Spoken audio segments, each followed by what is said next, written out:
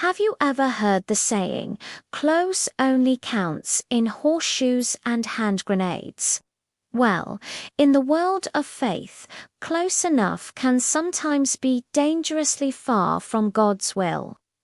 Today, we dive into a startling story from the Old Testament that shows just how serious God is about complete obedience.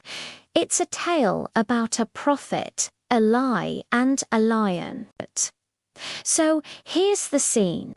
God sends a prophet from Judah to Bethel with a very specific and very important message for King Jeroboam. This prophet was a man of God entrusted with a divine word. He delivers the prophecy flawlessly, calling out the idolatry happening in the land. It's a powerful moment. But God's instructions didn't stop with just the message. He gave the prophet two clear commands for his journey home. Do not eat bread or drink water, and do not return by the way you came. Simple enough, right? Don't eat, don't drink, and take a different route home. These weren't just random rules. They were part of the prophetic sign, symbolizing a complete break from the corrupt spiritual environment of Bethel. The prophet starts his journey back, fully intending to obey. He turns down the king's own invitation to eat, staying true to God's command. So far, so good. He's on the right track. Literally. But then things take a sharp turn. Along the road, he's met by another older prophet from Bethel. This old prophet invites him to his home for a meal. The man of God from Judah correctly refuses, stating, I cannot fort. I was told by the word of the Lord, you shall not eat bread or drink water there, nor return by the way that you came. He's standing firm. He knows what God said. But here's where the story gets chilling.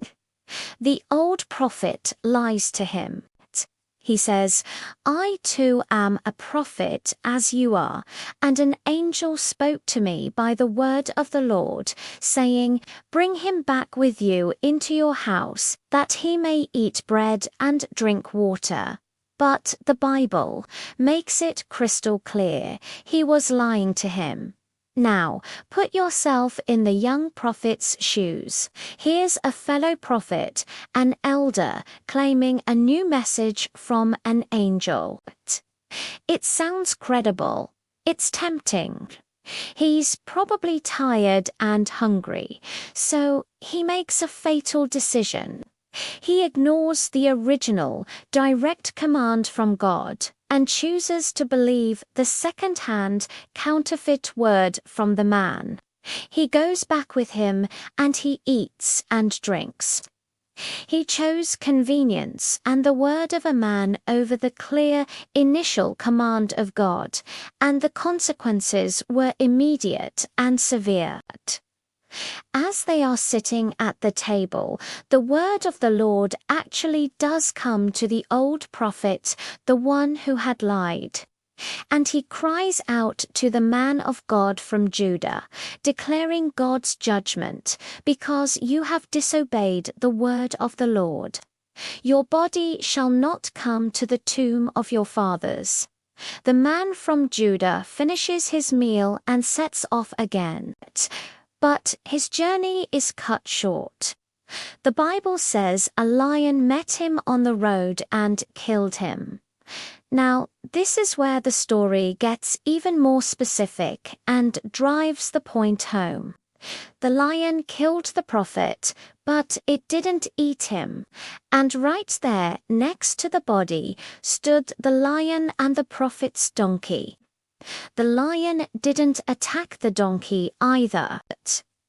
People passed by and saw this bizarre, unnatural scene. A lion, a dead man, and a calm donkey, all just standing there. Why is this detail so important? Because it proves this wasn't just a random, tragic animal attack.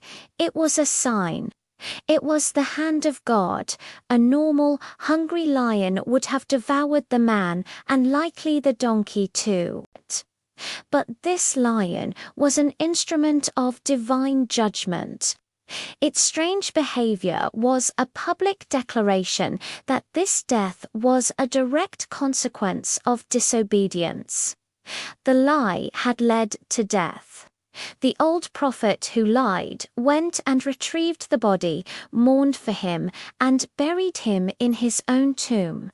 He recognized the truth and power in the man he had deceived. So, what's the takeaway for us today? This story isn't just an ancient, harsh tale. It's a powerful lesson about the nature of obedience. Partial obedience is still disobedience. The prophet obeyed the first part of his mission perfectly, but failed on the second. He listened to a comforting lie instead of holding on to the hard truth God had given him directly. It challenges us to ask, whose voice are we listening to? Are we holding fast to what God has clearly shown us in His Word? Or are we easily swayed by other voices that sound spiritual but contradict what we know to be true? Listening to lies, even from seemingly credible sources, can lead us down a path far from God's protection and blessing. This story is a stark reminder to listen to God first and to obey Him fully. Thanks for watching. If this story made you think, hit that like button and subscribe for more deep dives into the Bible. See you next time.